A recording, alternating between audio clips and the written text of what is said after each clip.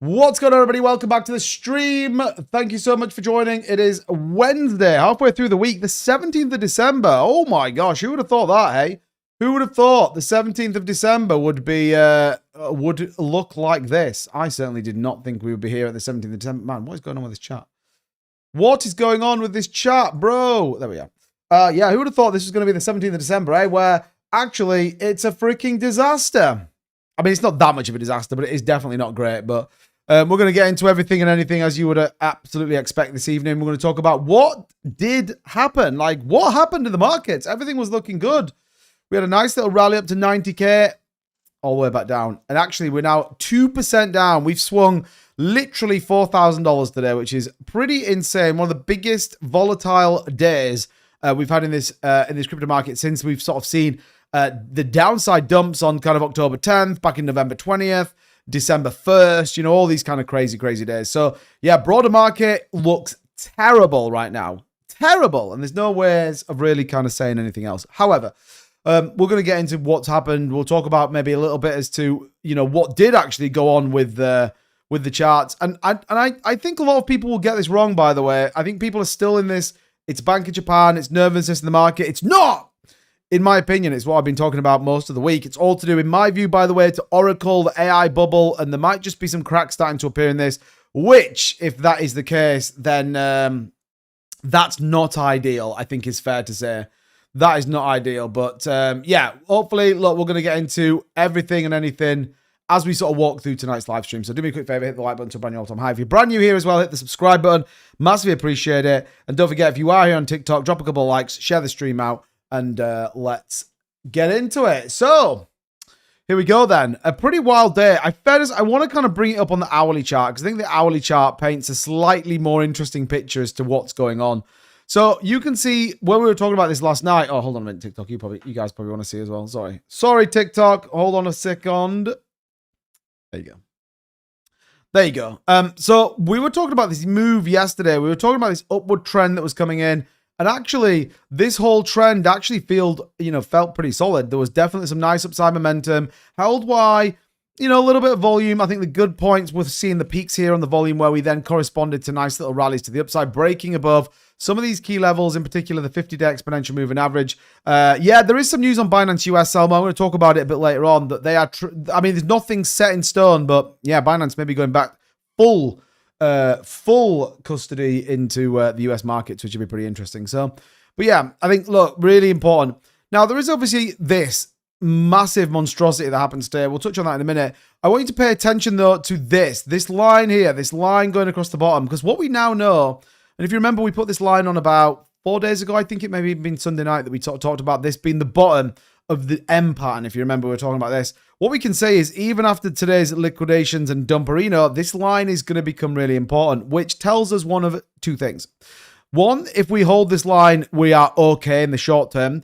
Two, if we break this line, that's bad news. All right. And this is the $86,000 line there or thereabouts. So if you remember, we put this on the chart the other night. So I think, if you wanted a line to stay close to and keep your eyes on, this is absolutely the line to be watching. So we're going to keep this on the charts right now. But we had this kind of nice move. We got a little bit of a dump, obviously, this morning, which I don't think was a surprise. I think people were a little bit kind of unwinding, a bit of profit taking, whatever. Asian markets, we talked about this on the pre-markets. And then we kind of just had one of those days where I was thinking, all right, maybe we're just going to see sort of a 1% decline. We weren't anything super crazy from kind of the top, maybe 1.5, 1.6, something like that, right? And then obviously this happened, this like massive push up in the market.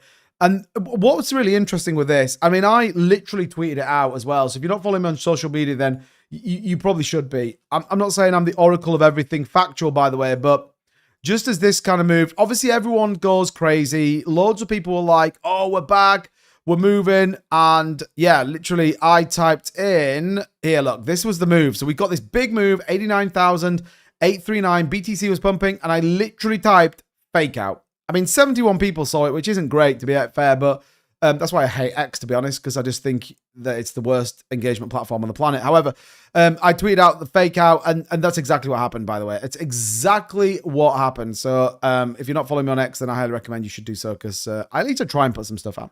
Cheese, what's going on, buddy? Welcome in. Davo's in the building as well. Welcome, welcome, welcome. Shep says carry trade could be the brutal for market, so be careful. God bless. I mean, maybe we'll touch on that in a little bit, because I personally think the carry trade is still very much... I just don't think it's priced in yet, which may end up being bad news, but look, we'll see. Man, just checking what's going on with TikTok. For some reason, we just can't seem to get any more than 10 people in the stream. Anyway, but I think what was interesting with this move here is you could say it was coordinated by exchanges. You could say this was a deliberate attempt to push price up. You absolutely can say that this was pure and unadulterated manipulation. And the problem we've got here is this is what you get with having institutional money in. That it's not right. We've been talking about this for ages. And yeah, hopefully the Clarity Act will sort of fix stuff like this. And hopefully we'll sort of start to, play out a little bit more like a normal market. The problem you've got is, in the grand scheme of things, from a $1.13 trillion market cap Bitcoin, then it is easy to manipulate if you've got big, deep pockets. And unfortunately, there's a lot of people that have got big, deep pockets. So we actually saw a lot of the top-end exchanges starting to push Bitcoin up. We can even see this on here. Now, it is easy to just say, well, it was all a big ruse and, it was all kind of a big scam and blah, blah, blah, blah, blah, right? It's all that kind of stuff. I'm not in that place where I want to be bothered to get into that. I think, we pumped for no reason whatsoever. There was absolutely no reason for this market to move. And yeah, it moved, and everyone sort of was like, oh my God, we're back. We're going to the moon. Like, nah, that's just not how it works. Like, it's just not how it works. So we can look here in terms of Wintermute. Might have to go a little bit higher, actually. Maybe go with 10 milli and just sort of get a bit of a flavor. So you can start to see just a bit of an idea as to what was going on. Lots of movement back and forth. We've seen this playbook a ton of times before. Binance deposits to the hot wallet, dumping Ethereum, dumping Bitcoin, driving the price back down, while not, an hour earlier, they were doing it all the opposite way. So you can see there, look, similar sort of story. Binance deposits going out into USDT, look at those USDC flowing through, etc., etc., etc. So, I'm kind of in that place where I'm like, look, it is what it is. For me, this is the bigger important line. Do we hold this lower range as we have done here? These are the key things for me that we need to keep our eyes peeled on. These are the key things that I think depict this market. The market had no reason to move today. So you have to just discredit this. This is just nonsense.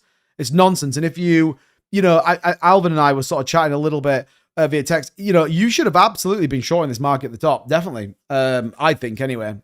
I think that would have been a good idea. And I know Alvin did actually short the top. So, pretty interesting, if you ask me. Pretty interesting as it all kind of plays through as well. So that's true. They want us all screaming for regulation, problem, reaction, solution. I mean, that's probably not far from the truth, to be honest.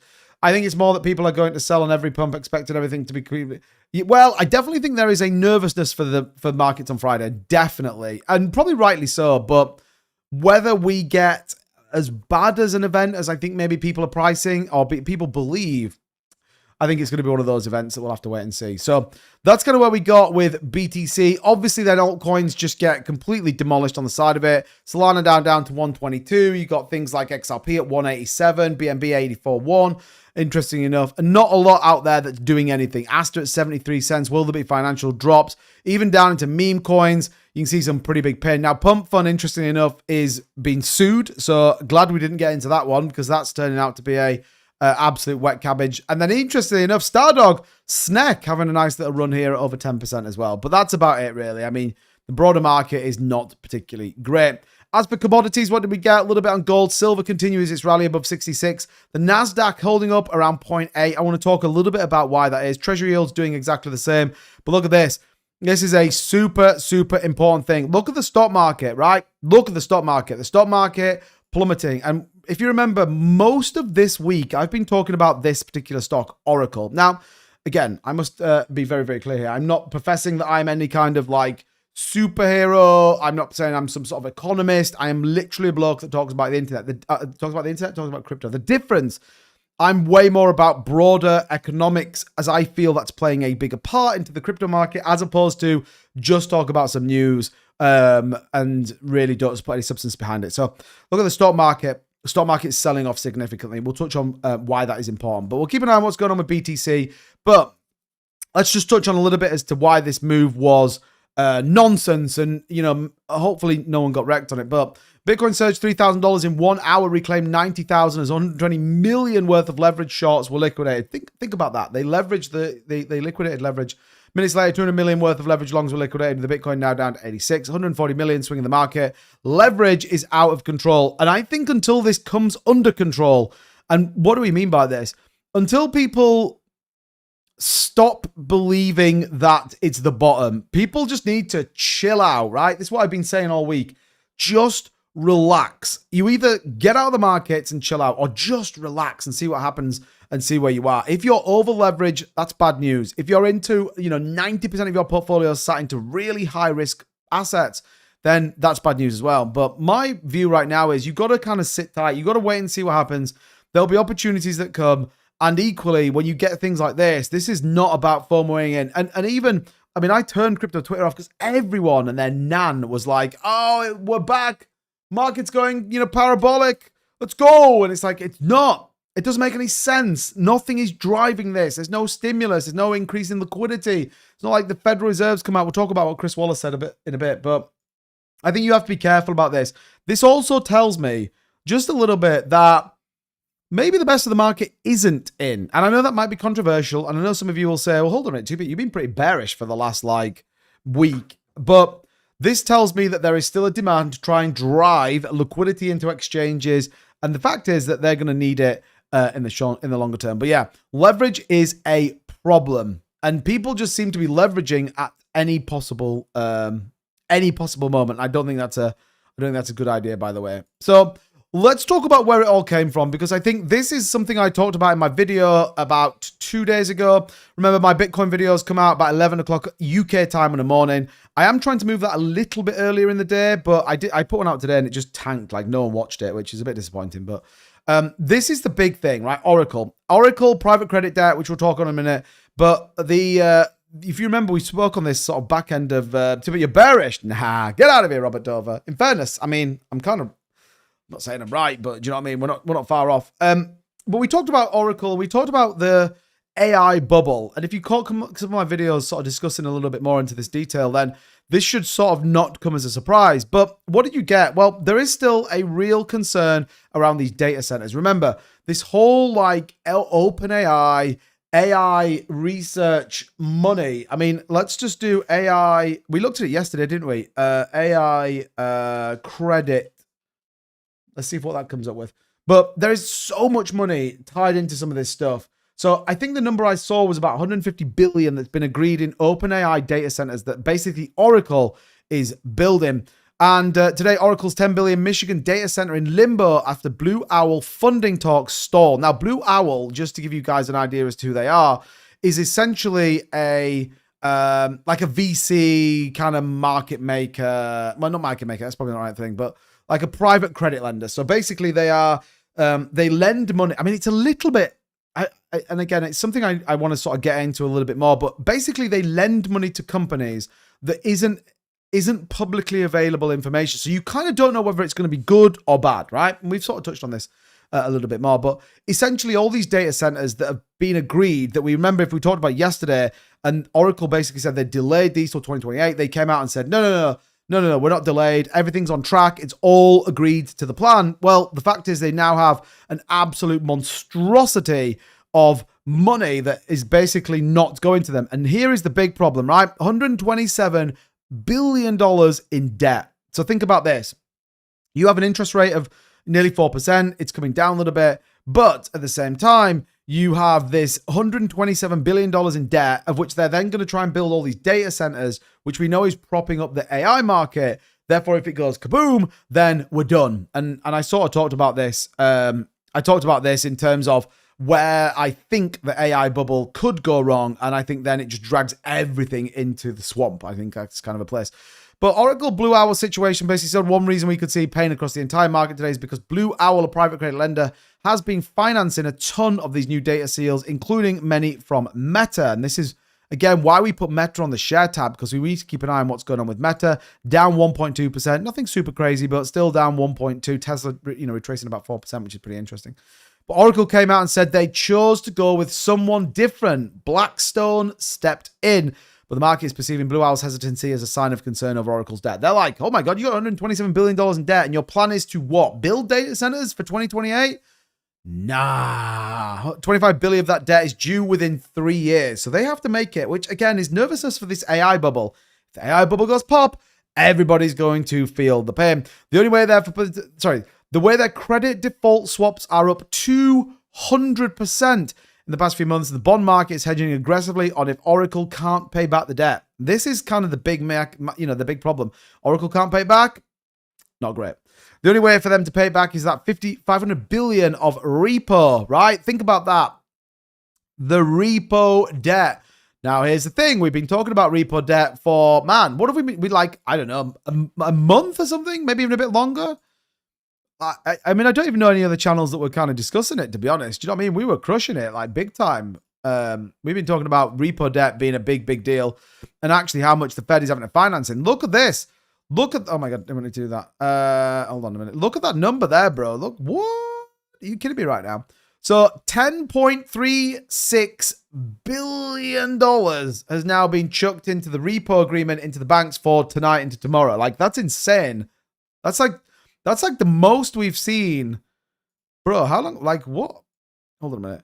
So, yeah, so 10.36 billion is the most since November 6th. Most since November 6th. That's insane, by the way. November 6th coincided with a big old dumperino in the charts. We actually dumped all the way down. Here's November 6th. Look, a big old fat red candle. Pretty much similar to what we've seen today, really, which is kind of crazy. And yeah, as a result, any data center play now falls within the same bucket. The market thinks they are all over leveraged, can't pay back the debt, and may not get ROI on their capex, don't deserve the premium. These fears may be misplaced, but it seems to be driving the AI sell-off today. And we're seeing that across a lot of AI. So there's a real concern that, yeah, they got it wrong. And they have it wrong in a big way. And I think that's kind of what the market's totally freaking out about. So we know which gets hit first. Risk on assets. No one wants to be risk on right now. No one wants to be risk on, which is never great for the crypto market. Also got the carry trade on Friday. Yeah, I want to get into, we'll probably do that tomorrow night. I think it's probably a good idea. Let's get into some real technicals of what's going on with that carry trade. Let's try and understand what's going to happen. How much is it going to really impact? So, for example, how much US Treasuries could exit the market on Friday? I think that's going to be a worthwhile looking. I reckon Trump's announcement today will be a spud farmer, the backbone. So my view is it's going to be on Venezuela. That's my guess. I mean, I don't know what you guys think. Maybe we should do a... bingo card, but we'll see. We'll see. Thoughts on TRWA? I don't know what it is, but remind me in about 25 minutes and we'll take a look at it in the DeFi section of the show. User 65, thank you for the Thunderhammer. I appreciate that, my man. Thank you. Amanda, thank you for the follow. What's the news for Solana? Rumor that it will go $5. I mean, I hope so. If whoever's, yeah, I mean, I don't know. I don't think so though, personally. Too many bearish factors that still need to build to infrastructure. That's true. That's true. Over leverage, folks. Didn't learn from October 10th. Exactly. It's a playbook that seems to just repeat itself over and over again. So, yeah, Future Profit, what's going on, bro? Welcome in. Don't forget, everybody, do a quick favor. Hit the like button, hit the subscribe button, and don't forget, we do have a fantastic offer with BITUNIX. Check out the link in the description. You've got 5 days left if you want to sign up for this. This is where you can go and get all of your favorite cryptocurrencies. Again, not financial advice. Never financial advice on this channel. But I recommend checking it out yeah, doing your own research. But take a look at it. Like I said, you got about 5 days left on that particular thing. All right, good. So that kind of gives us a bit of a view as to why we've seen this biggest market sell-off. Obviously, then you see this kind of push down the market. So what you saw was a nervous market. We saw it today. Market opens super nervous. And then basically, in my opinion, what's going on, Tibber? They took an absolute opportunity of it. Now, that doesn't mean that we're super bearish. Doesn't mean that it's like the end of the world. But certainly when you are looking at this, and I do think this AI bit is going to be really, really important. And it's certainly something we're going to have to stay really, really close to. Because if we see the AI roll over or the AI sector begin to roll over, then we need to start to panic, all right? Because I think that is going to be, let's call it the nail in the coffin. I think that's probably fair to say. Is it too late or early to fully exit all crypto investments? V, I can't tell you what to do with your money. I'm not a financial advisor, but my view will always be, depending on where you are, depending on what you hold and what your strategy was. And I can only ever tell you what I've done, by the way. I've been 50% in stablecoin since about 108,000 on Bitcoin. So, of which, by the way, I did announce my Discord. Link in the bio and in the description if you want to get that. It's totally free to join. Highly recommend getting in there. It's a great community. And yeah, hopefully we try and support where we can. Just like Case says there, join 2bits Crypto. Join 2bits Crypto, join 2bits Discord. Love it. Love it. BTC 100K 74. Well, we'll talk about that in just a minute. Okay, so keep your eyes on this Oracle stuff. I think it's important, and I think it's certainly going to play out. Now, a lot of people are like, oh, this is super bullish. Like, get excited. Here we go. Morgan Stanley. This was Michael Saylor tweeting out saying, guess the bank. Justin, Michael Saylor and Fooley met with $2 trillion banking giant Morgan Stanley. Wall Street doors are opening. Institutional momentum is building. Something big is coming. I don't think this is good news. And I want to bring this up here, and I want to sort of talk through a little bit, because everyone is just getting it wrong. I think, and I could be wrong here, by the way. I mean, I hope I am, but I guess the more and more I'm kind of digging into things, the more and more I'm looking at some of this stuff. And equally, you know, we've said, haven't we, like, you've got to take the emotion out of what's going on. You've got to be in a world of saying, right, what is going on? So the fact here is you've got, you know, other people saying, oh, this is great news, like super bullish. Here we go. Like, you know, Michael Saylor's at Morgan Stanley. Why would Michael Saylor be at a bank as a Bitcoin treasury company? That's a question you've got to ask yourself. My view is right now, he is desperate for cash. That's my view. And I think he's looking for a finance deal-ish with someone like Morgan Stanley or institutional clients. I don't think this is like a Bitcoin adoption thing. I think this is an absolute strategy thing. You look at kind of where they are, and don't forget, they bought $1 billion or near enough $1 billion of Bitcoin at $91,000 at the start of this week. Well, we're not there now. We've actually seen this come down. So yield, by the way, quarter to date is nearly negative 1%, right? That's not good news. Yeah, I know, as you know, a 5-year view is it's fine, but the harsh reality right now is if you invested in strategy over the last quarter, then this is not good. Like, it's not good. And I therefore believe that he is in a world of trying to get some more money. I mean, just take a look at this chart, for example, here with BTC acquisitions. Look where we sit right now. We're sitting here at 88,000. Look how many of those buys are above this. Look at them. So the last time he actually had a buy that would be technically under the price is back in the 20th of April, 2025. All of this, he has absolutely shit the bed on, is a fair assumption, I think. So loads of people are getting super bullish on this. I don't think it's bullish. I don't think it's bullish, if I'm dead honest. Alvin, 2-bit, I sent you a message news. Yeah. Okay, I'll take a look at it. So Country's in the building. What's going on, bro? Good to see you, man. Hope you're doing well. Thanks for joining. So yeah, I don't think this is good news. I think Saylor is I'm gonna say concerned because that's not the right terminology, but the fact he's at Morgan Stanley for me tells me that there is definitely a concern in terms of where he sits. And particularly, don't forget, he's got to pay yield out. The last thing he'll want to do as well, by the way, is sell Bitcoin. If Saylor sells Bitcoin, the whole thing might come down like a house of cards. Let's just check this. Morgan Stanley. What's their crypto view? Let's see what I don't know if they're pro or anti-cryptocurrencies. Anyone else? Morgan Stanley will start allowing crypto investments here. Okay, that was back in October 17th. Is Morgan Stanley crypto friendly? Let's see what that says. I think that's probably not a bad shout. I don't know if they are or not, to be honest. Yes, Morgan Stanley becoming more crypto friendly, but in a controlled and cautious way. So they have broader access for clients, formal allocation guidance. Morgan Stanley's Global Investment Committee has issued guidance recommending that some portfolios include up to about 4% of cryptocurrency. That's pretty interesting. They could do E-Trade. It's coming in 2026. Still cautious, not full-on crypto firm, controlled exposure, product types. Okay, so that kind of proves my point to a little bit that I don't think this is like a, hey, we're just here to talk about Bitcoin and we think it's going to be great. I think they've gone to try and get some money. That's my opinion, right? And I might be wrong. But yeah, maybe I am, maybe I'm not. Oh, Alvin's an Oracle partner. Well, let's go, Alvin. What does that mean, Alvin? What can you get from Oracle? I thought they're a hardware lender. They're a hardware company out there. I officially have decided, by the way, that I need a new computer as well. So that's something I'm in the market for, FYI. Good. Okay. What is it? Depends on your entry cost. It would be feasible to wash your XRP. Okay. Question. I have 10,000 XRP. Is it worth selling 5,000 now to buy back and help my dollar cost averaging? Good question. And I can't tell you what to do. The risk, well, the best, here's my advice to you, by the way. I would write down all the reasons why and all the reasons why not, and then see where you get to. I know that sounds crazy, but just in my opinion, there is, and I've said this a number of times, XRP is probably the coin in the top 20 that I think is different. Yes, you've got institutional money now investing in it, but it's so much more controlled than, say, Bitcoin or Ethereum that, and everyone criticizes the fact that Ripple holds so much in the escrow, but actually it's turned out to be a pretty smart agenda, because what you're not seeing is like super crazy you're seeing it with Bitcoin, you're seeing it with Ethereum because they can. But so that would be my opinion. I think XRP is one of those coins that could just tomorrow do 20%, in my opinion. Country, thank you so much, man. I appreciate that. I appreciate it. You're absolute massive legend. Thank you so much, buddy. You are very much welcome.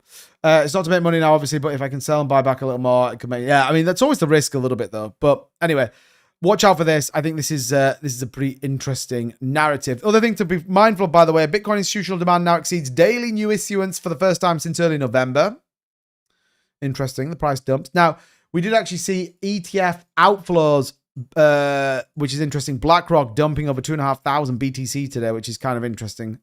While we see this, you know, pretty insane push down and pretty insane volatility within the market. So, yeah, kind of interesting that we see that on the back of it. But yeah, institutional demand still is there. There is still a demand for it. I talked about this in my update video. That this is an institutional driven market, and you, in my opinion, have got to kind of play out. Yeah, my thoughts, country. I think he'll talk about Venezuela. That's my opinion. I think. I mean, I literally heard a podcast today, and they said, "Oh, we think it might be about." You know, I'm pro crypto, by the way. We think it might be about a strategic reserve. It's like, it's never going to be about a strategic reserve. He's not going to address the entire country of the United States and be like, guys, bought 10,000 Bitcoin, met with Saylor, Morgan Stanley, we're buying 10,000 Bitcoin. So I think it'll be about Venezuela. That's my opinion. And I think it'll be like, look, just to kind of give you a bit of an update as to where it is. I can't think of anything else that it would be. I mean, you know, maybe it's kind of down to is it the Brown University stuff? But I mean, I'm not sure. In other news, Jake Paul win. I mean, can you imagine?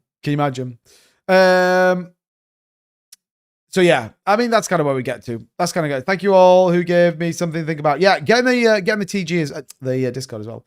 Let's start GoFundMe 2 bits new computer fund. Can you imagine? I don't know it. No, of course I don't know it. I've no idea. I've absolutely no idea. The only people that will know are anyone close to it. But I think if anyone sat there thinking it's going to be anything about Bitcoin or cryptocurrency, I just think that that's been naive, in my opinion. It could be. I think it's, if you were to scale it 1 to 100%, I think it's pretty low. How much more do you think alts could bleed? Well, I mean, if we see Bitcoin retest 65,000 a lot, you could see another $1,500 Ethereum, in my opinion. I heard he's going to announce the details of the USC fight at the White House. Ooh. I mean, why would he address the nation for that, though? That's the only thing I would say. He's essentially like addressing the entire US. Maybe. I mean, it's 2 a.m., so whether I'll be up or not, I'm not sure, but maybe. We'll see. Okay, so institutional demand still there, albeit still incredibly volatile, but driven hugely out of the fact that people are, in my opinion, just super nervous about where this market's going to go. Sorry. It's really hard to get sarcasm just by text. You needed to put like 10 exclamation marks at the end of it. I would have got that then. It's hard. It's just text on a screen. Like, look, like, just look at it like that. That's hard to get sarcasm. I'm sorry, man. I apologize. Okay. So just sort of doubling back down on a couple of things. Long-term holder floor. We are seeing long-term holders selling again. So we touched on this sort of the other night, really. But yeah, we're definitely seeing more selling pressure coming in. So, you know, this is something to be mindful of. Is it just profit taking? Once again, at that 90,000 ceiling that we seem to have at the minute, is there a little bit more to it than meets the eye? I think, again, just worth noting right now. And we've sort of seen this over the course of maybe the last 6 months that we've sort of seen this kind of selling pressure coming in. So worth just keeping an eye on it. Right, I don't want to get too deep into this. We'll talk a little bit more about this on probably tomorrow night's stream, actually. So make sure you've already hit the subscribe button. Make sure you turn that notification bell on. But the Japanese unwind or the Japanese rate hikes expectation will actually move to the highest since 1995, which I think is pretty interesting. So you can see where this plays out. Now, if you were to say, well, where was the price of Bitcoin back in 1995? That's a pretty interesting story. What happened while the Bank of Japan didn't have a lot of money that people could go and get? Well, the fact is that my chart doesn't even go back. Yeah, my chart doesn't even go back that far. Okay, fine. I can't tell you what it was like. I can't tell you what it was like, so I thought I was going to be able to go back. Man, was Bitcoin not around? Bitcoin was around in 95, wasn't it? Oh, who knows? Bruh. But we'll touch on this. Essentially, yeah, we're gonna see a pretty painful Friday. The debate would be, right? The debate, however, would be, will this be short term, or actually will this be a real market catalyst that pushes down? So lots of people are expecting, bear in mind, it's a 25 basis points hike. So it's not like we're going 0 to 75. We're going 50 to 75. There's already interest rate hikes in there. It's happened before. Now, yes, we've seen the markets pull down, but I talked about this the other night. I think a lot of it was masked by tariffs. And I think the Bank of Japan rate hikes were masked a little bit by tariffs. Hello, friend. Great to see you live at Heart of Gold. Thank you so much. I appreciate that. I appreciate that. And I appreciate the follow as well. Thank you so much. Trump allows a new meme coin. That would be crazy if that happens. I'd literally live stream that for a laugh.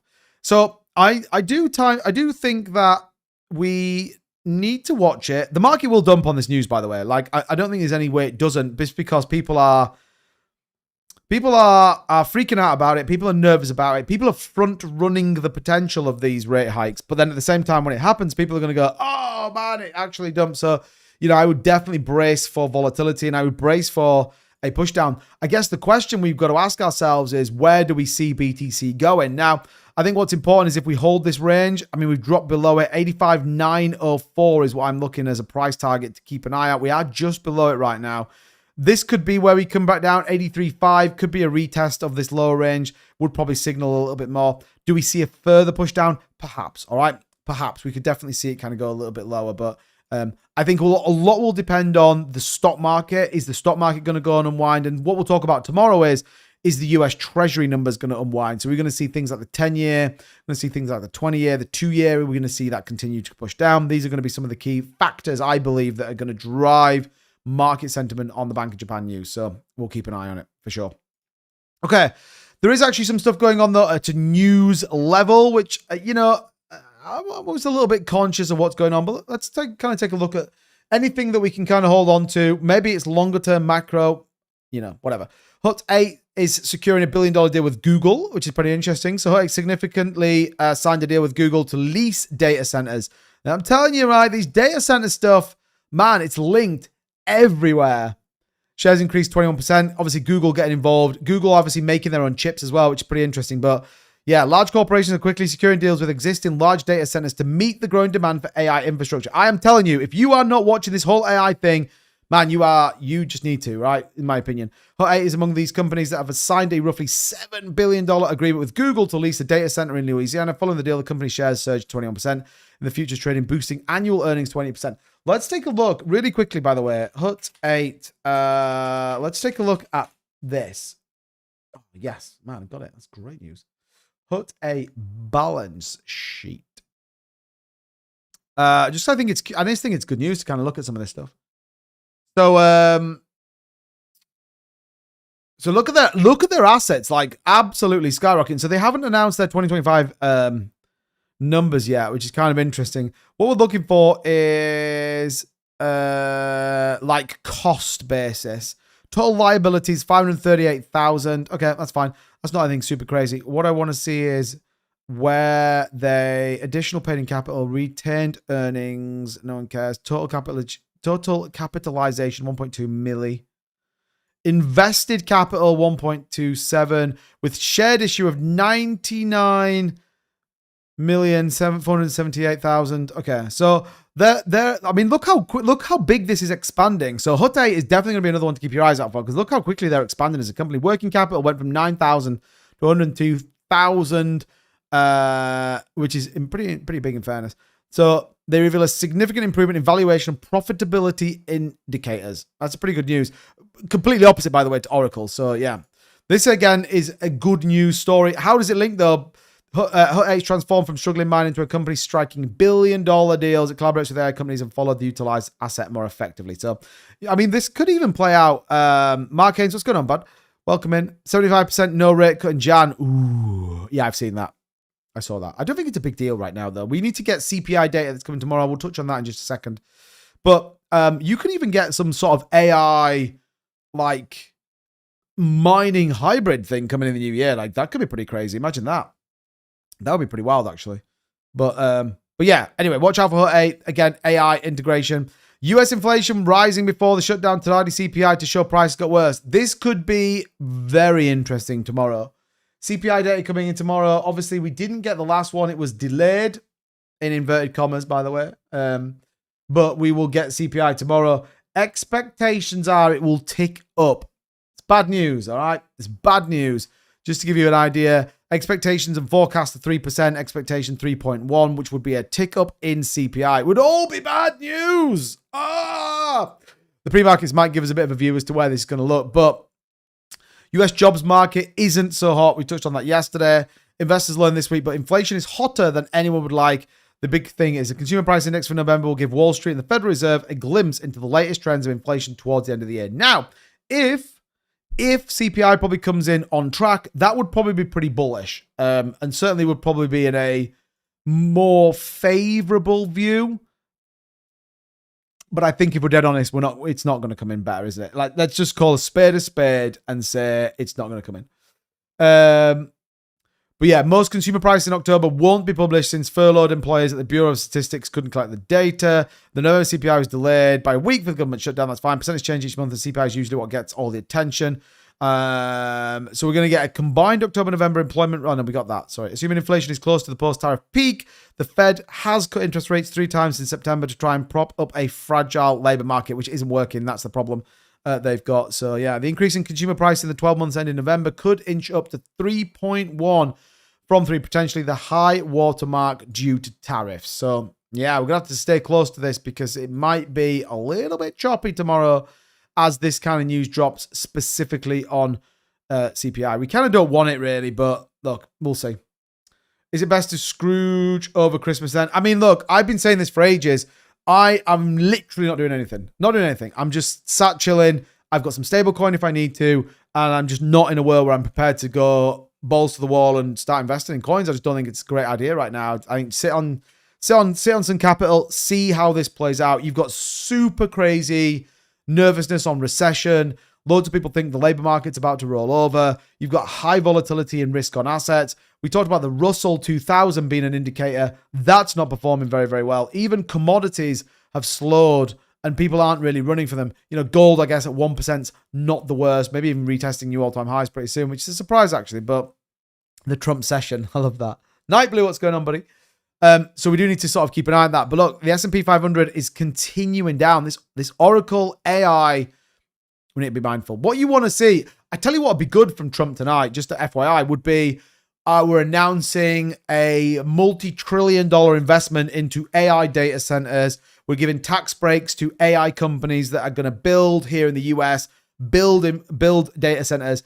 And even more so, we're going to give tax relief to those that build by the end of 2026. That would be pretty bullish. That would be like, oh my God, the US government is going to finance data centers, but I don't think that's going to come in, unfortunately. I don't think that's going to be a thing, but that would be pretty good. Margie Max said, this stream is for the Bears. I'm out. It's a stream for opinions. It's a stream for opinions. By the way, I'm I don't think I'm bearish. I just think I'm cautious. I think that's a different way. I think there's a different way to look at it. But yeah, so I mean that could be the thing, but we'll keep an eye on what looks like that. So US inflation, keep an eye on for it. A tick up to 3.1. Maybe not so bad. Maybe not so good. Hold at 3 would be good news, and I think we get that. Now, I want to talk a little bit about where we'll have to go to the Federal Reserve.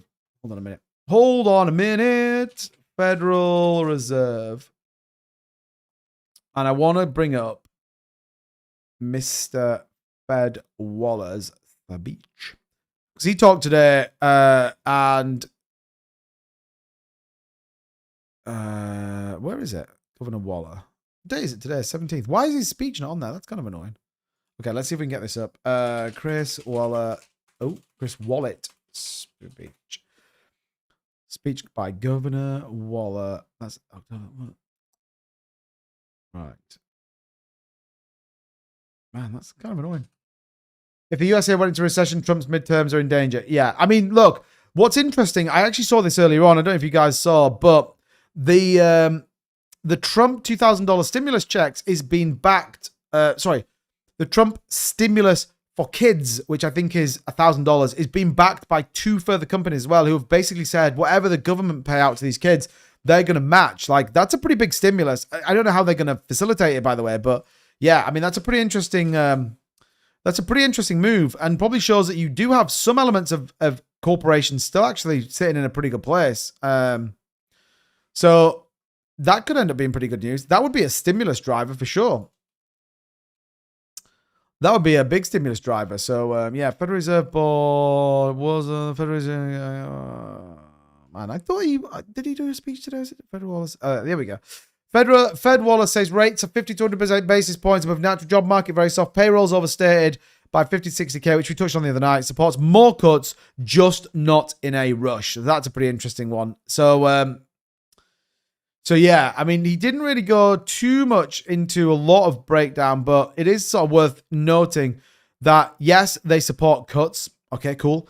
But not in a rush. And I think that will probably depend on what happens when we get to the potential replacement of the Federal Reserve Chairman, which, again, Trump could announce that tonight. That could be a thing that he says. I mean, I don't feel like it will be, but, I mean, he could maybe come in and say, well, I'm going to put this person into to the position of Fed Chair. But, yeah. Very interesting indeed. I thought we could get his speech, which is kind of annoying that it's not on the Federal Reserve website, but Fed Waller speech today. Oh, there we go. Okay. We have got it. Thanks to CNBC. Who would have thought that, eh? Close that down. Close that. Don't forget, if you haven't already, give us a quick thumbs up. Or if you're here on YouTube, by the way, we appreciate it. Also, tap the screen, lock in a couple of likes on TikTok as well. Supports the channel, gets us out there. I appreciate every single one of you. Like 140 odd people in the stream, which is super bullish, by the way. So thank you so much, guys. I appreciate you taking the time out of your day to come and hang out with me. So, yeah, very appreciative on it. Okay. So, Waller is one of the 5 finalists considered to replace Federal Jerome Powell. I think it's Chris Waller, Kevin Hassett, Kevin Vorsht, maybe? I'm not sure. But yeah, do we not get a thing for this? Fed Governor Waller speaks at Yale CEO Summit. Oh, I thought we were going to get like a bit of a thing. Okay, that's fine, man. Federal Waller, Chris Waller speaks on interest rates and the race to succeed Jerome Powell. Personally, I don't think we'll see a change to the Fed chair till April at least. Well, so he's out by May. He's out by May. So Jerome Powell is there till May, basically. Then you'll have a new one in. But that should be announced. I believe it'll get... Well, my thought process was it would be announced by the end of the year. Maybe it isn't. I don't know. Maybe it is. Maybe it's not. So January 28th, it'll be Jerome Powell. March might not be. March may not be Jerome Powell. So, yeah, I think his term goes to... Well, May and April... March and April, maybe. June 17th is probably where you get... potentially that changeover. So yeah. Right then. Okay, cool. Right, we have got Mr. Waller's speech from today. Perfect. Here we go. So, Federal Waller says policy still in restrictive territory, sees room to cut rates. Okay, good. So Waller sees room for rate cuts. Oh, go away. I don't want to do this. Oh, bro, come on. Why do you have to sign on to everything now? It's like the most annoying thing in the world.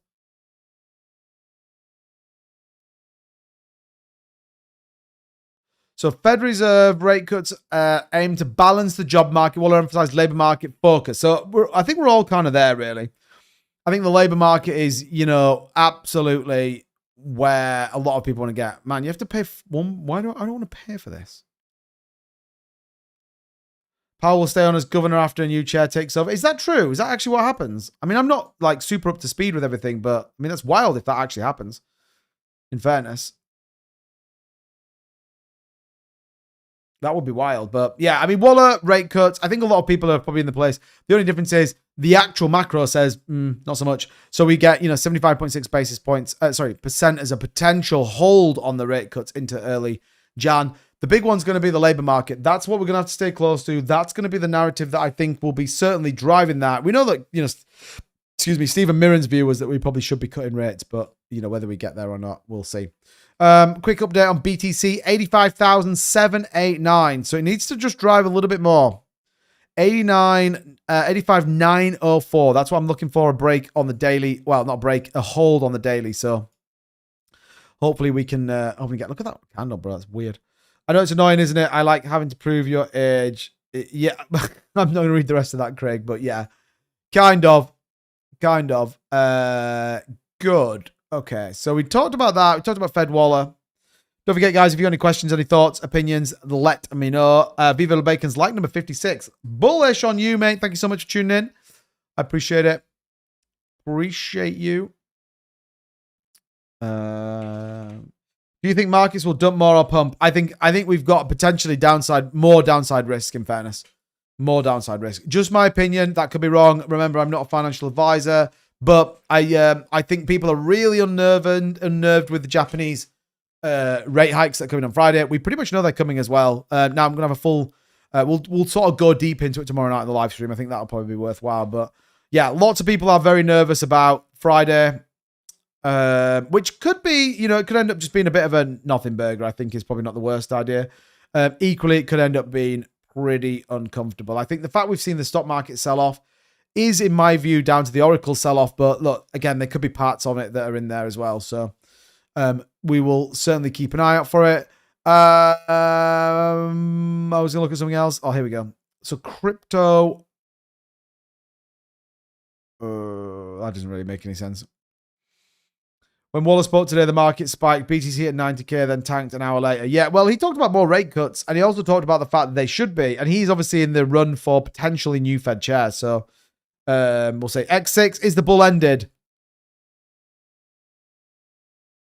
I mean, you could look at it one of two ways, in my opinion, by the way. You could say, is the bull market over and we are now into a bear market? Lots of people believe we are. You could equally say, is the bull market a pause, given the, what are the key things that drive the bear market? Sorry. What are the key things that drive bull markets? Well, key things that drive bull markets is liquidity. That's what we're looking for. If we get liquidity into the market, then that's going to be good news. That's my interpretation. Me personally, I have already put 50% of my portfolio in stablecoin when Bitcoin was at $108,000. I don't know if I'm necessarily in the world of the bear markets here, but I certainly feel like it's knocking the door down. And I certainly feel like there is a bearish sentiment within the market. Now, we all know that things can change relatively quickly in this space, but yeah, it's hard to argue against a continuous dump down where you seem to find no real support at the minute. Now, you could argue and say, well, we have found support 85,900. Yes, I would agree. Equally, this became a really big line in terms of resistance before we pushed back up. That's the difference. This is why I'm saying that if we break below this line here, back that we got, that was actually a resistance line before we pushed higher, then that's what we're at. Whenever we hold this line, then you probably can say, well, maybe there is an opportunity to see some more upside moves, given though we need to see liquidity. So you want to see AI bubble keeps moving, the AI narrative keeps going, the stock market keeps pushing up. If all of those or any of those sort of fall over, then there is a significant risk, I think. But the question would be, well, what is the risk in the bear market? Like, how long's the bear market going to be? What's the potential? We generally see a 12-month bear market. That's generally what we see before we start consolidation and the rally back up to a new all-time high. If you were to argue and say, well, the bear market came in October, then, we're already nearly 2 months into it. Good news. That means we bottom at around October next year and everything goes, parabolic after that. Maybe. We'll have to see. Fashion Relay or on time is my book. What's going on, Rich? Good to see you, man. Bitcoin sucks. Dusty. Good to see you, buddy. Welcome in. Welcome. And shout out to everybody on TikTok, by the way. 56 of you guys over there. And like 150 here on YouTube. So shout out to everybody tuning in. I appreciate it. Good. Right. BTC pushing down again. So if you do have any thoughts, opinions, questions, let me know. Ask away. Let's try and get into it. But let's take a look at Let me close this. Let's take a look and see what is going on in the... Let's see what's going on in the financial...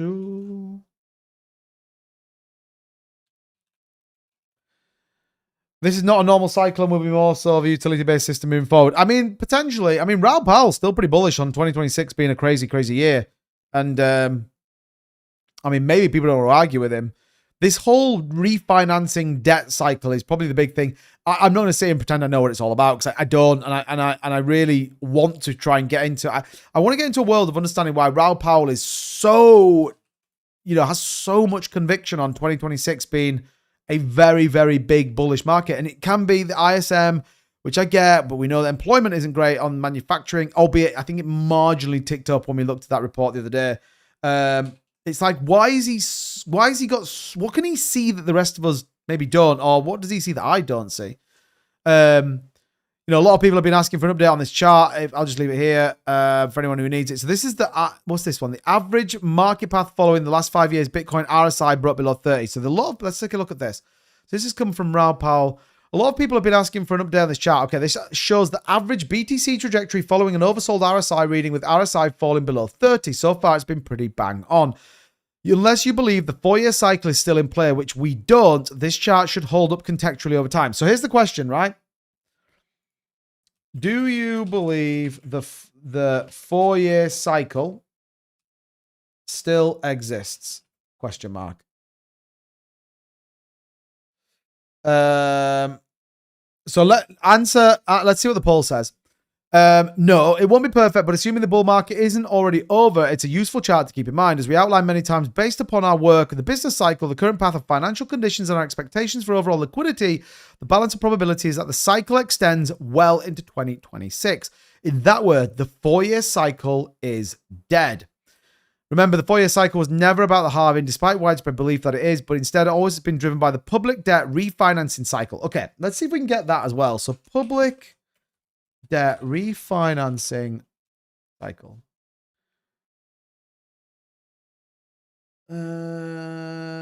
Let's see. I mean, I don't want to see that. That's October.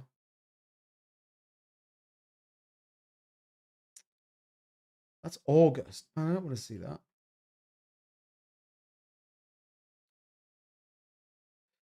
Okay, we can take a look at this as well. Okay, we'll take a look at the Alliance Economic Outlook for 26 as well. That might be actually pretty interesting. So let's take a look at that next. So in our view, the 4-year cycle is now officially broken because the weighted average maturity of the debt term structure has increased. The bigger picture is that there is still a vast amount of interest expense and that needs to be monetized, which far exceeds GDP growth. Another thing to keep in mind is that base can take time to form and usually comes in play of a chop before the bigger upside moves kick in. Finally, let me repeat what I said. I first posted this chart last month. If you think the bull market is over and that we are now facing 12 months of pain, this chart is not for you. Move along. Interesting. He's dead wrong. We will have a bear market bottom in 2026 and there's still a 4-year cycle. I mean, 71% of you still believe there is a 4-year cycle. Pretty interesting. Johnny Howie, what's going on? Johnny, big question. Do you believe the 4-year cycle is still in play or do you believe it is dead? Acting CFTC, Caroline Pham is joining Moonpay. Ooh, interesting. Correct me if I'm wrong, but I believe the stimulus checks go out to the households that make less than 100K. Yes. Yeah, there's 2 types of stimulus checks, I believe. There's the $2,000 that Trump's committed to those particular people. And then there's a kids finance thing as well, I think, that's going out, which a couple of other companies have sort of jumped on. So I think potentially kids get like free grand or something like that. But yeah, you're right. We joined the Blue Power Ranger 4-year cycle. Any thoughts about that? I mean, I was always about the, what was the blue, red, pink, green. Green was pretty cool. That is a hilarious statement, by the way. So, yeah. So here we go. The 90-day Bitcoin average market path following the last 5 times Bitcoin RSI below. So, I guess where do we sit right now? You'd expect a little bit of further chop down and then moving back up. So I wonder if we can get this global macro investor. I wonder if we can get like an update on this chart. LSEG feels like a bear market. I mean, lots of people feel like it is. Oh my God, what is this? What is this? Real-time data, commodities, economic data. Let's take a look at the economic outlook for 2026-27 as well. Oh my God, there is lots of stuff on here. What was that? Hold on a minute. That's not what I want. I want global macro oversold RSI. FTSE dive. Okay. I'll take a look at that separately. To what we're looking at now.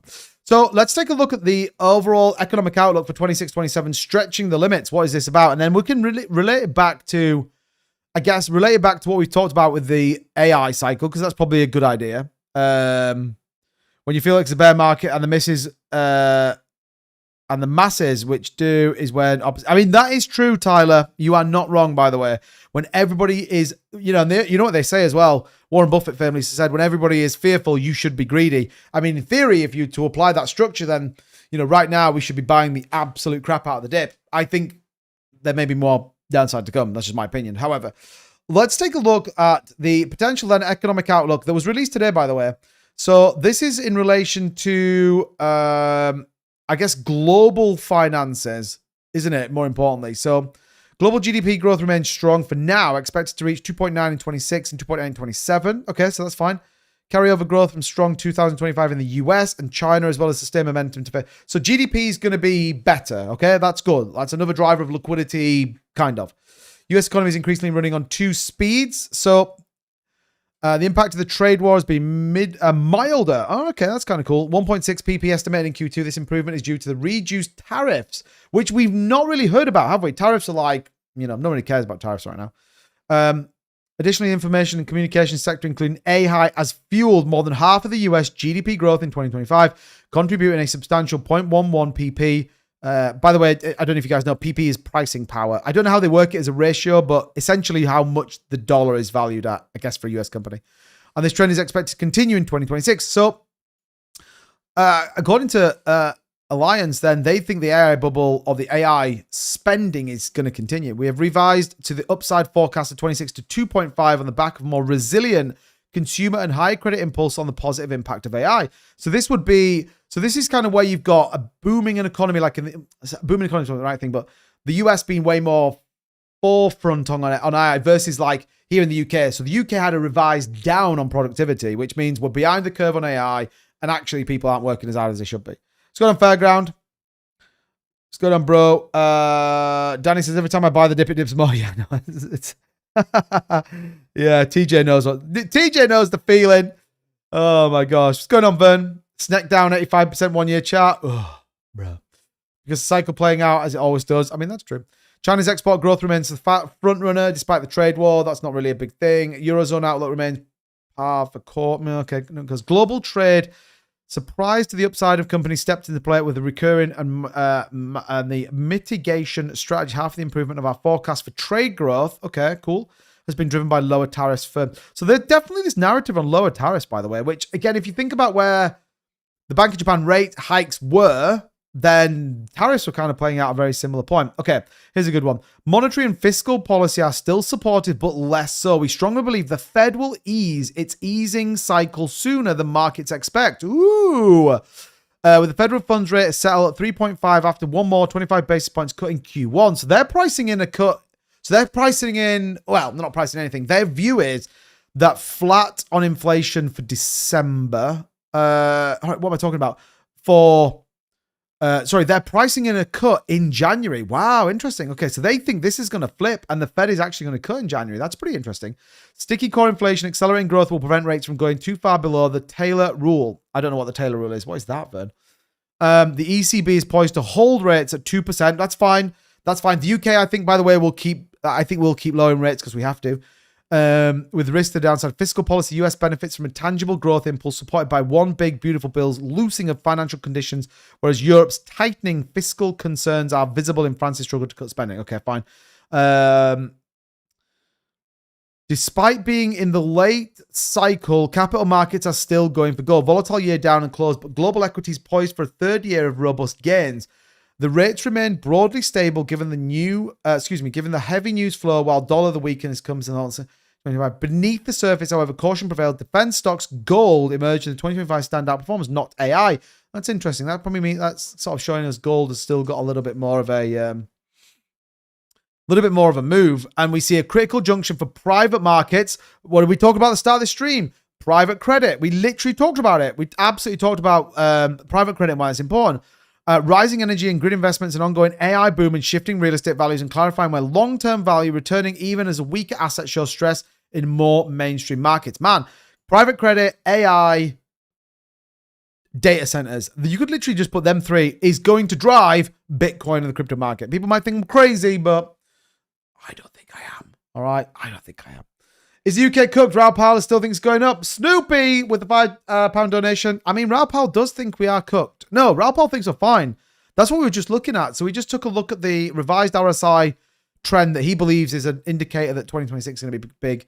And then equally, we were talking here about the alliance outlook for 26, 27. So I think Raoul Powell is a big believer in liquidity driving the market. And how do you drive liquidity? GDP growth, lowering rates, stimulus into your labor market. Well, the US is doing all of those things. I've been saying this, though, and I still stand by the statement. I think the longer it goes, the less likelihood it's going to happen. My view, by the way, was if we held sort of 89, 90,000, could hold that and consolidate at that range, we were probably going to be okay going into 2026 because everyone's going to feel a little bit better. I think everyone's going to be a bit more like, okay, we survived 2025's bearish end, and actually now we can start to crack on, and people will feel a little bit more optimistic. Right now, I don't believe a lot of people will be taking on the risk of investing because they think it's all going to go down. I mean, look at the stock market. If you invest in the S&P 500, like, it's bad news. So, yeah, I think there's definitely this kind of narrative that 2026 would play out a little bit more favorably. The risk, however, is that if we don't see any kind of push-ups, then, you know, that is going to be a problem. That's going to be a problem, in my opinion, and that I think that's where a lot of people are freaking out. The other thing, I see loads of this as well, which could be a good news thing, could be a bad news thing. Loads of people are like, oh, Bitcoin, it's the worst Q4 since the bear market of 2018, which in fairness, I guess is true. The difference is this is meant to be a bull market year. This is kind of where it all doesn't line up, and I think where, you know, there's so much macro good news stories, but then at the same time, so much stuff is playing out in a negative sense that, you know, it is hard to kind of keep your eyes on the price, really. Is it realistic that XRP goes up like a rocket? It could happen. I mean, look at Bitcoin today. It rallied 3,000. You understand the capital to move that, but I think it needs a big narrative if it's going to, and I don't know what that narrative is right now. ETFs didn't really move it. Maybe a big bank announcement could be good. You know, Bank of America announced that they are integrating into XRPL to tokenize mortgage-backed securities, something like that. Maybe that could be a thing. I mean, it wouldn't surprise me. I mean, I talked about this in my XRP video 2 days ago, that when you look at this wormhole partnership, you've got banks like Bank of America, you've got BIDL, BUIDL, which is the BlackRock fund, tokenized fund. So, I mean, it's possible. I think that's kind of what could explode XRP. But how likely that is, I'm not really sure. If they are talking about what we need, then we need the case of having to have less lending. This is where banks are keeping a hand on the economy. That's true. Dear Santa, please send us all 500. Yeah, I'm down for that. Warren Buffett is investing heavily in the yen. Craig advised him. Someone told, did we talk about that the night? I don't know how true it is though, but I feel like we talked about that. OTC dark pools running out of supply. Yeah, we looked at this dark pool thing. Who started talking about it? Was it Jake? I feel like I'm not super up to speed on it. Markets always discount you as I know. Well, I mean, that's true as well. That is absolutely true. XRP is the only option for that level of liquidity on the ODL. Maybe something big is coming involving 30 years of interest reverse carry trade in play. I mean, yeah. I mean, look, the Bank of Japan is going to raise its rates and we'll see. They are stimulating their economy. Again, it's a double-edged sword because if you're in Japan right now and you've been holding Japan treasuries, then you are going to get slightly more. It's going to be a benefit to hold them. Are they still the same at 4.5% as US? Probably not, but yeah. But look at this. I mean, this is just bad news. I mean, if you look at the 2018, for example, we dumped from August all the way down. And then we dumped in Jan, and then it kind of came back in 2019. And we actually had some pretty strong moves. You know, does this play out? I mean, think about it. Think about it right now. We had 1, 2, 3, 4, 5, 6. It's a split, 6-6 on terms of green and red. But 4.64% in December is pretty rough. pretty rough in my opinion. But yeah, I mean, BTC trying to get back above 86,000, which is probably good news. I want us to sit there. Yeah, but fear cannot be sustained forever. It's the same people don't want to buy in the fear they want to buy in the euphoria FOMO buying. Exactly. The problem you've got right now, and thank you again for the 5. I appreciate that, Snoops.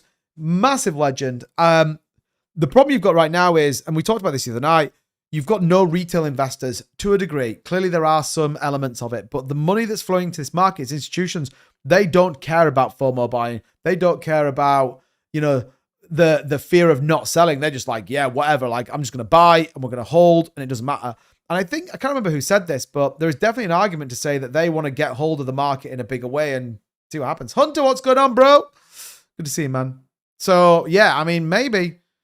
I mean, and I don't think it really changes, by the way. I don't think all of a sudden we're going to get this like massive influx of retail investors and everyone's going to sort of come wading into the markets while you constantly see massive liquidations. Like, no one's going to come into the market. Like, no one's insane enough to do that. Especially because most people generally, you know, long markets rather than short markets. So, yeah. Mario, I'm down, Mario. I'm up for it. Let's do it.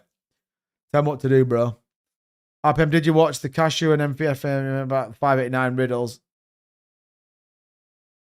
I mean, anyone can make it. I mean, maybe it's a thing. I mean, everyone just says Brad Gallinghouse follows 589 people, but that's about it. But yeah, I think that's where this all sort of plays out. So keep your eyes out. Greetings, Cryptomaniac. What's going on, buddy? Welcome in. Okay. Does Raoul Powell say anything else? That's a pretty curious. I'm going to bookmark that because I want to see that. So this was Raoul Powell talking about, talking about where we sit in terms of the crypto cycle. Let's listen in. This is printing money. So here gives you a chart of the money printing ahead. We've got about $8 trillion of money to print our liquidity in the next 12 months. And this is... Hold on a minute. Right, let me just play this because TikTok won't be able to hear it. Tickers. Okay, cool. Right, let's listen into this. Here is global liquidity and interest payments. The interest payments are obscene going forwards. And the only way of doing this is printing money. So here gives you a chart of the money printing ahead. We've got about $8 trillion of money to print our liquidity in the next 12 months. And this is the chart. Will it map absolutely perfectly every time? No, but it will match over time. I was thinking that actually has audio underneath it, so I don't want to get a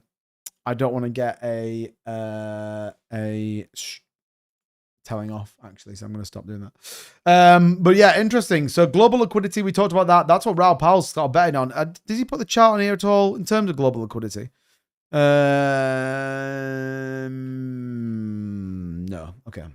Okay. Yeah, I don't want that fairground. Not again.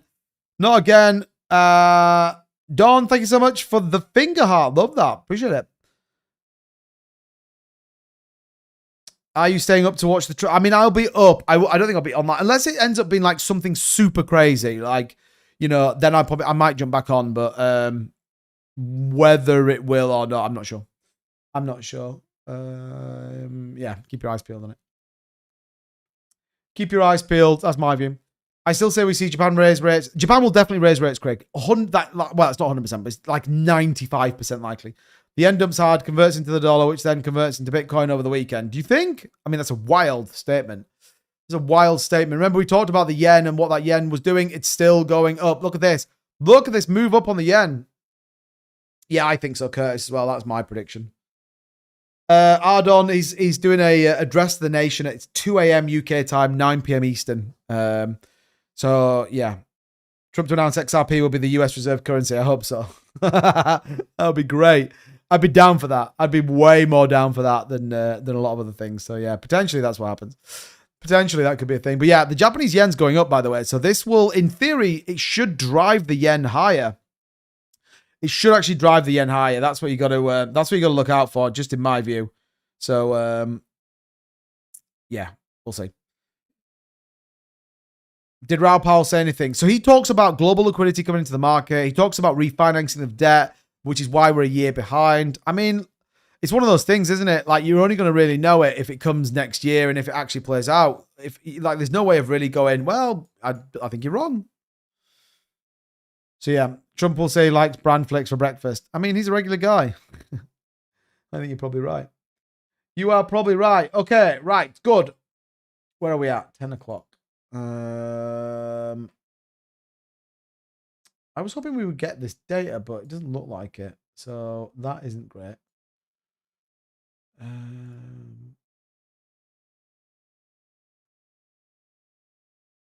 Oops, I didn't do that. I thought we might have been able to get that, but anyway, it doesn't matter. We can't, so it is what it is. Tom Lee, I believe, bought some more Ethereum today. So we were discussing Ethereum the other night that we thought it was maybe going to be a pretty interesting one. So yeah, Bitmine Immersion Tech, 100,000. So they are continuing to stack Ethereum. I mean, Tom Lee was pretty optimistic about where the market was going to go. Does it mean we're going to get super bullish? I mean, I hope so. Hope so. But yeah, I mean, look, we'll see. Yeah, I mean, that would be not great, Beebs, I think. That would be not great. JP Morgan withdrew 350 billion from the Fed to buy treasuries because of the rate cut. Well, I mean, as rate cuts come down, then people tend to, certainly big corporations will tend to lend a little bit more money. But see you later, Davo. The problem you've got is lending while you're in a declining market is not good. It's like saying I'm going to go and get $100 million and go and buy Bitcoin when Bitcoin's going down. Like, that is the worst idea possible, because not only then, it's kind of what we're seeing with MicroStrategy. We were talking about that right at the start of the show. The fact that the quarter performance on MicroStrategy is negative on yield. Like, that's not good. Like, they might have to sell Bitcoin to pay dividends out to shareholders. Does it tell us what the number of dividends is, by the way? That'd be interesting to see, actually. So yeah, I mean, I know he said, he said, don't worry about it. It's going to be absolutely fine. Like, we've got loads of capital, blah, blah, blah, blah, blah. Still, I think a bit of a risk.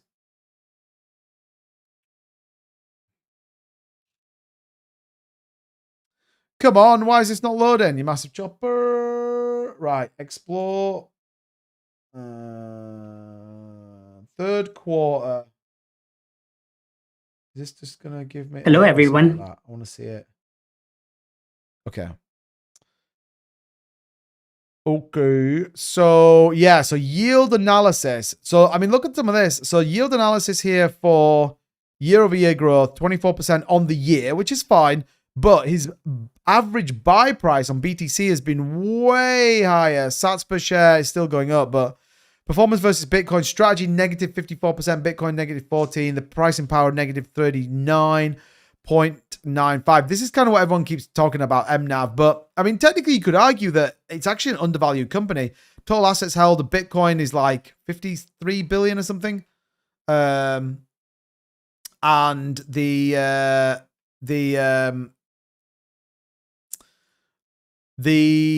company valuation is like 43 billion or something. Yeah, look, BTC now 57.69 billion. So the total value of Bitcoin locked up on their balance sheet is, $57.69 billion. The value, I guess, or the strategy valuation is currently sitting at...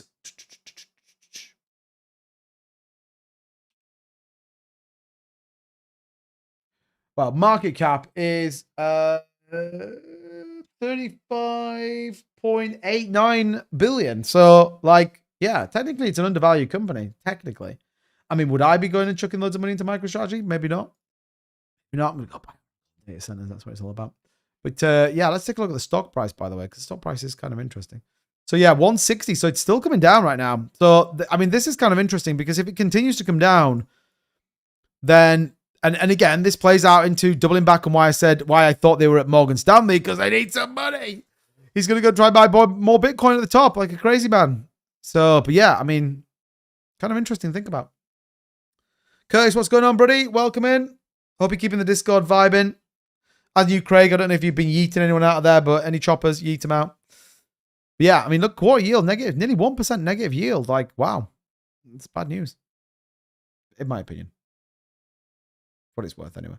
I wouldn't touch strategy with a badge pull. Well, I mean, there's a lot of people that don't like it. There's a lot of people that, certainly were very critical of it. I mean, it's a software company, isn't it? I mean, don't forget, in January, they obviously have all the rules and regulations coming in. Like, that could be even worse news. I mean, MicroStrategy might get yeeted out of the NASDAQ, which could be super crazy. And, then there is potentially a whole world of pain that could come in. So, yeah, we will certainly see how that all plays out, in my opinion.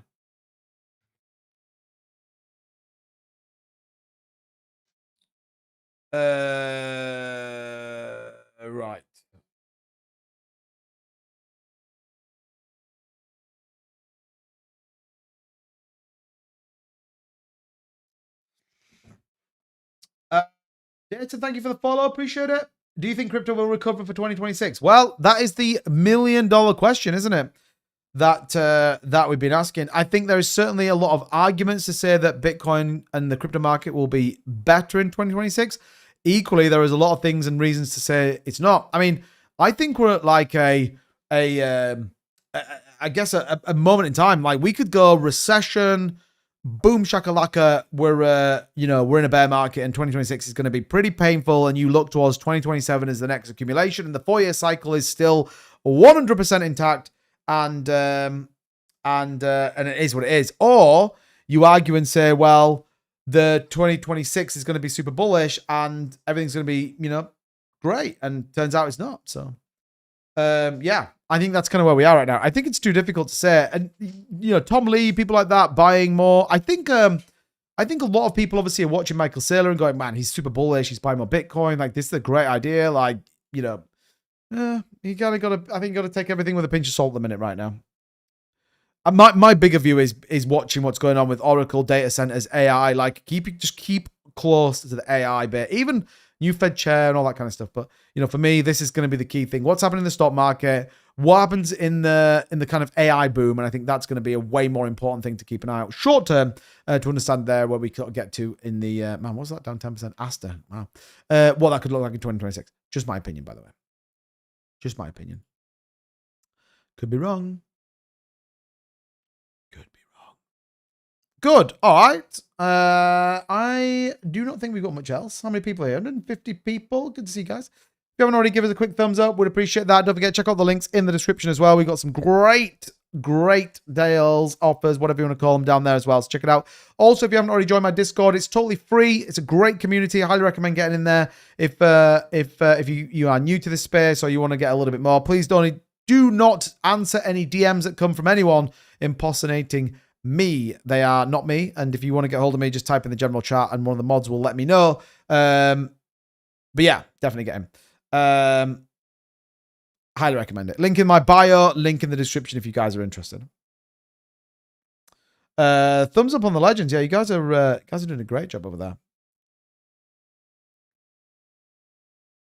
Ow, I have a bit of skin on my thumb that's been killing me for all day. Yeah, exactly, Fairground. Exactly.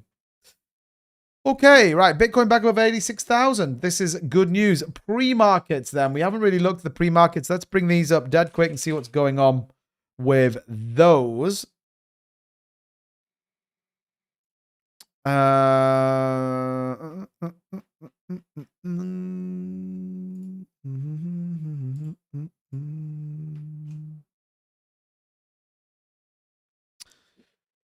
So now, obviously, the US markets are a little bit more volatile as they only closed a little while ago. But Dow looking like it might want to rally a little bit back, as does the S&P, Nasdaq. Man, the US markets look like they may bounce back a little bit. Probably depends on what Trump says tonight, really. Commodities look like they're going to be having a good day tomorrow, so maybe there's some excitement around going into that, or a hedge against risk. Keep your eyes peeled on that one. Here's where we want to get interesting. The VIX is going to be up 6%. Man, they're expecting some pretty strong volatility there in the S&P 500, so watch out for that. And then the Nikkei. Where's the Nikkei? I've lost it. Oh, here we go. Hong Kong Stock Exchange marginally up. Okay, so we might get a little bit of a relief rally. Shanghai looks like it's going to rally as well. So maybe we could get, maybe they're going to buy the dip. Maybe they are going to buy the dip. That would be good news. That would be good news, in my opinion. Yeah, I mean, hopefully they do buy the dip. Tom Lee's always on CNBC talking about ETH like flogging a dead horse. Yeah, I mean, he's just like super bullish on the market, but I think a lot of these are in a world where they kind of have to protect their assets to a degree.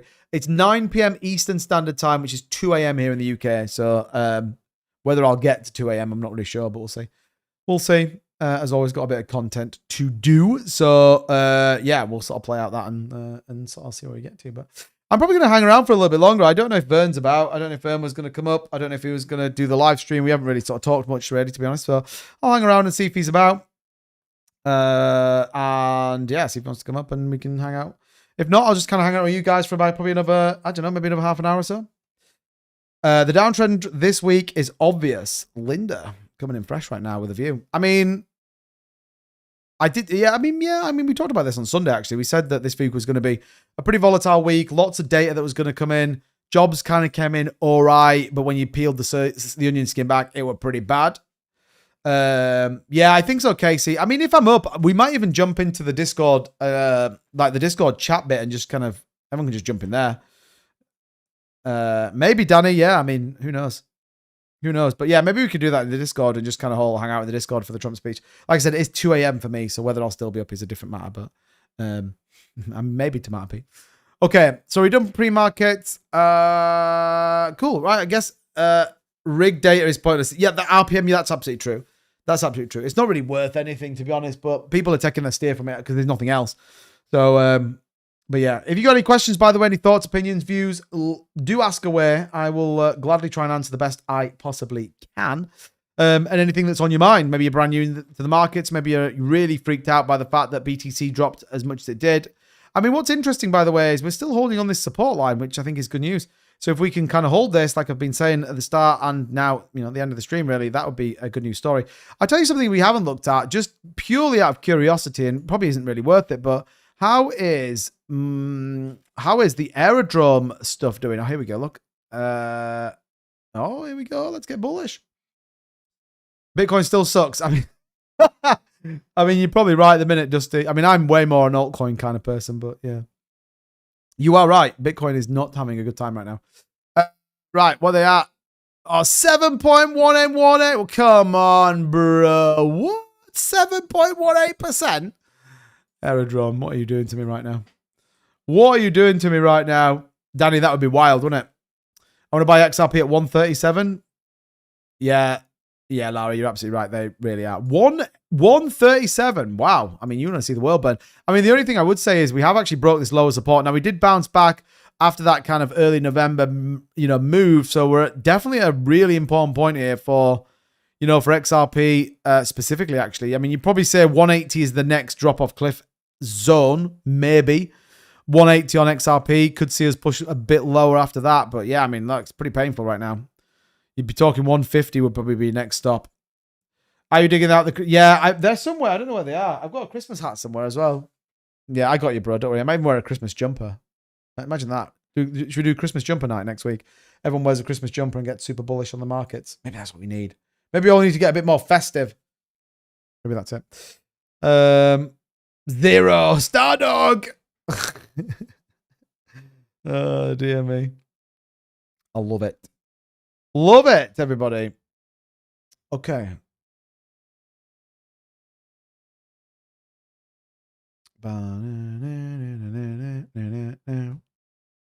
Welcome, everybody that's joining on TikTok. Thank you so much. By the way, if you haven't already hit the follow button, definitely do so. And by the way, if you are looking to, you know, to grab hold of some cryptocurrency, then, you know, check out the links in the description. Check out the links in the Discord as well. Remember, we got some pretty great, insane sign-up bonuses, so check those out if you are interested. Remember, not financial advice in this channel.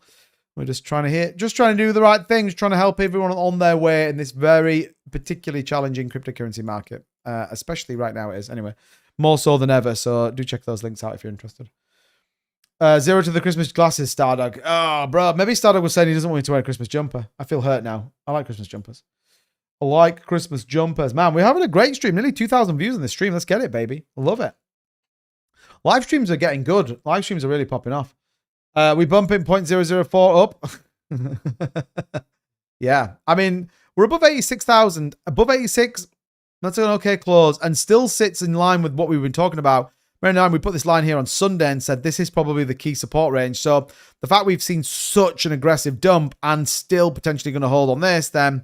you know, we're probably going to be in not a bad shape. Jasmy coin, yeah, I mean, it's pretty poor right now. I'm not going to lie. Jasmy has fallen off a cliff and is not looking great. But it depends where you sit. But yeah, I mean, look at this on the weekly. So Jasmy's a little bit in free fall right now. So we do need to just be, I'd be mindful. We're down over the course of the year, 86% on Jasmy. It's like, but then I'd argue probably quite a few of them. I mean, look at this. Will there be financial down 56%? Chainlink down 57%. AVAX, it's under $12. Are you winding me up right now? 75% down on the day, on the year.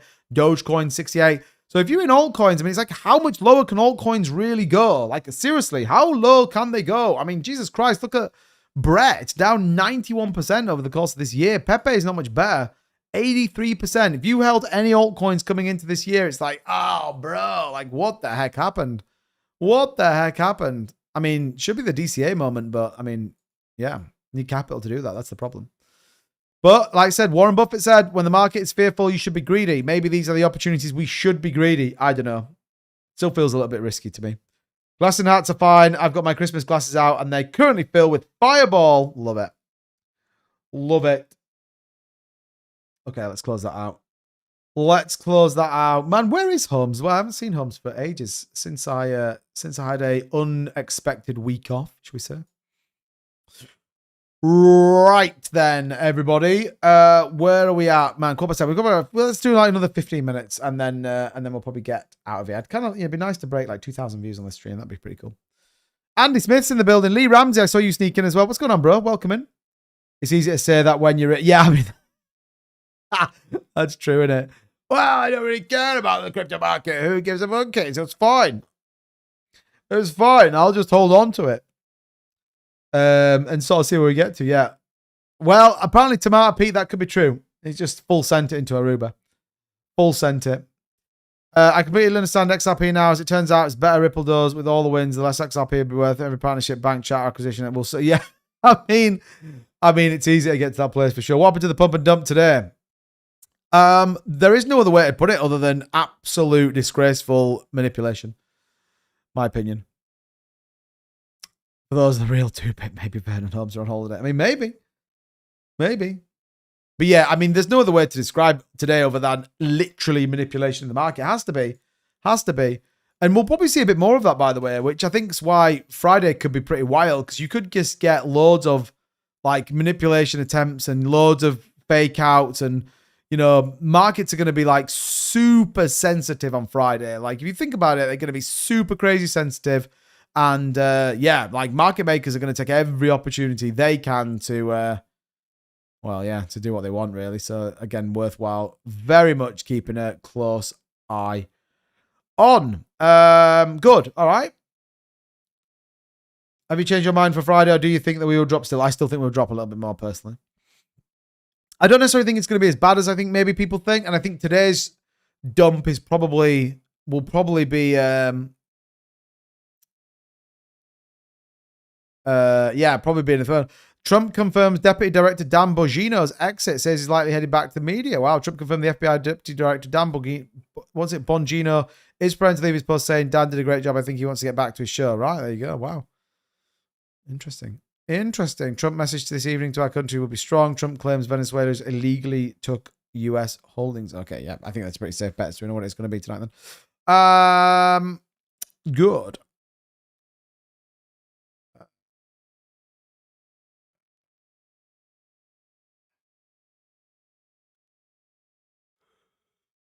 Right.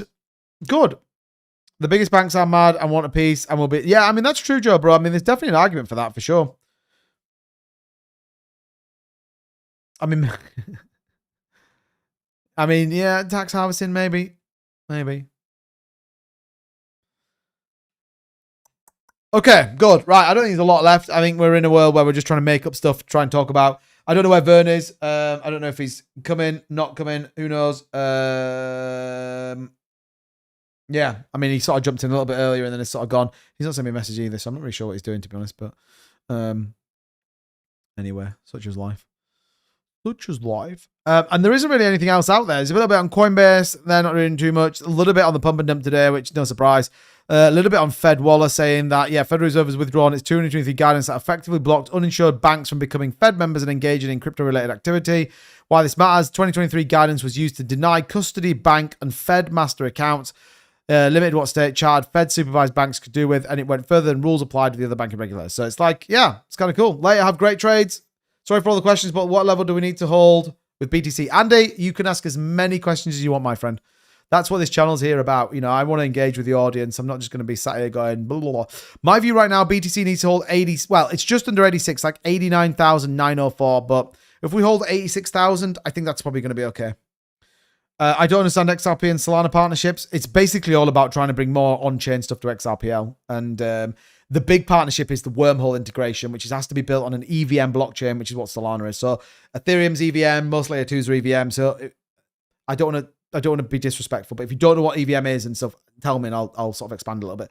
But yeah, so the wormhole partnership came part of the Solana integration with XRPL and XRP. It's actually a pretty good partnership, in fairness. And actually, the wormhole thing's way bigger than so many people are talking about. If you haven't seen my video talking about it, I recommend going to see it. Also, just really quickly, everybody, if you do head over to, in my opinion, the greatest channel on YouTube right now, and you can go into the community tab, you guys can obviously comment and you can post things on here as well. You can also get the most up-to-date info when I post anything on here. So if you click on newest as an example, you can see any videos I've got coming out. Feel free to engage with them. Give a little comment, do what you need to do. Obviously, you guys can post on here as well. So yeah, just get involved. Like, it'd be great for you guys to kind of get way more involved on this community hub as well. So definitely check it out. But like I was saying, if you haven't seen the video that I talk about, the XRP integration, Solana integration, go check it out. It's dead easy. Come over here, click on videos. You can get a load of stuff, bringing you up to speed. Watch this one. This is pretty good. This one's pretty good as well. Although, again, not many people watch these stupid videos, but hey, sometimes YouTube just is like that. But yeah, check them out. I think it's worthwhile. And yeah, see what's going on. While you're here, obviously, click the subscribe button. If you want to grab a channel membership, it's that easy. Just click the join button and you're in. So you get some jazzy little perks, though. You get kind of a cool little stuff here. You get little emojis and all the rest of it. If you want to get involved, then feel free. You get a cool little thing next to your name. Like Alvin's got a little gold coin next to his name as well. So check that out. I don't understand XRP and Solana. I said that, didn't I? Sorry about that. Sorry about that. XVM, which is Solana based, want to tokenize an XRPL. There's a lot that want to tokenize an XRPL, in fairness. It's actually a pretty solid blockchain. XRP, question mark? I don't know if that's a question or not. It's a slightly odd question, but hey. Bearded Daddy said, what did I miss? What did they do? Who? Today, the markets took a massive pump and dump. It literally looks like a meme coin. Look at that. It's wild. It's wild. But the important thing, hold 86,000. That's what we're looking for right now. Hold 86,000. Good news. Not so much. And obviously then we'll see what happens at the Trump speech at 2 a.m. my time. So I may have to catch up on it the next morning. Maybe I stay up for it. We'll have to kind of wait and see. But yeah. Fingers crossed it's not anything bad. Or like not anything super bad, I think is probably fair to say. So good. All right, everybody. Well, yeah, if there's nothing else. The poll, by the way, do we believe the 4-year cycle still exists? No. 69% of you voted no. Andy Smith, not many people know, but the assumption is probably Venezuela, but we'll have to wait and see. But there's been no real announcement. At least I don't think so. Let's just check really quickly if the White House has put anything out, but I don't think so. I hadn't seen anything about it. White House.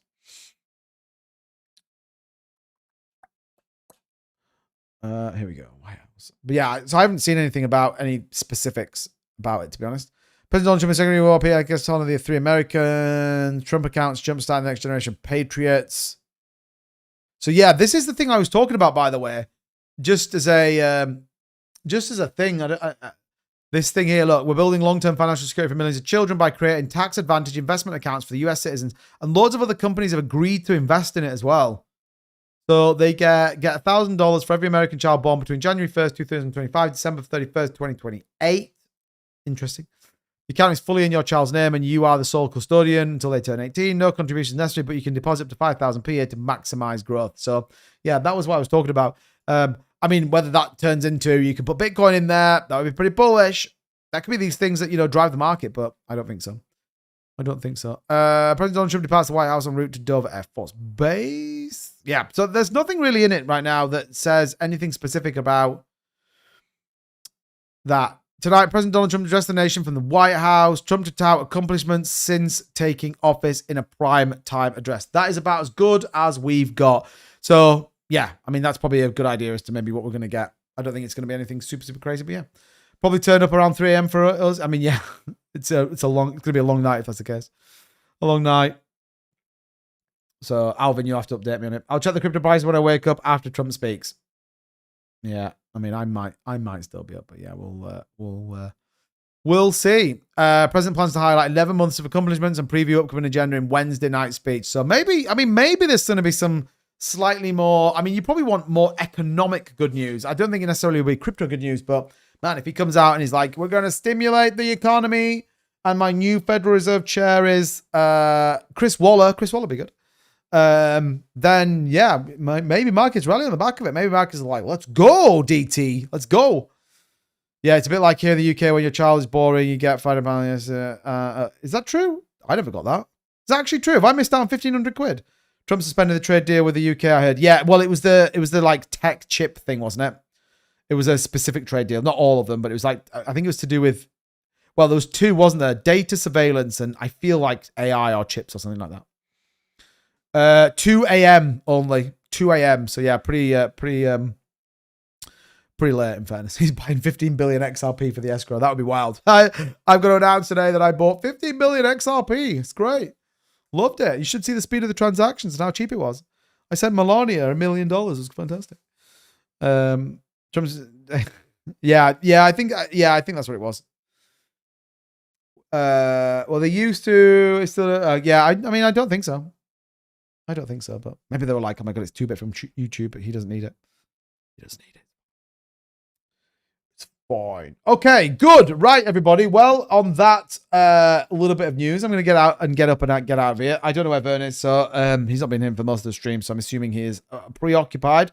But yeah, we'll be back. I mean, potentially we'll be back at 2 a.m. if it's like some crazy, insane news. I may jump in the Discord. So if you're not already in the Discord, by the way, the link is in the description and also in the in my profile on TikTok. So if you want to get involved in the Discord, it's totally free to get involved. Get in there. If you want to get a little bit more access, become a subscriber here on TikTok or grab a channel membership. We'll start ramping that up again once we sort of know what's going on with the market. And yeah, we'll see what happens. If not, then I'll be back tomorrow night, 4 p.m. Eastern, 9 p.m. in the UK, giving you the latest and greatest in cryptocurrency. Once again, thank you so much, everybody, for tuning in tonight. I really am humbled by these live streams. They're getting pretty exciting, and we've got an absolutely fantastic community. So I massively, massively appreciate every single one of you for tuning in, taking the time out, and supporting me on this pretty epic journey. So until potentially 2 a.m. or tomorrow, then get into that Discord, and I will see you guys very soon. Take care.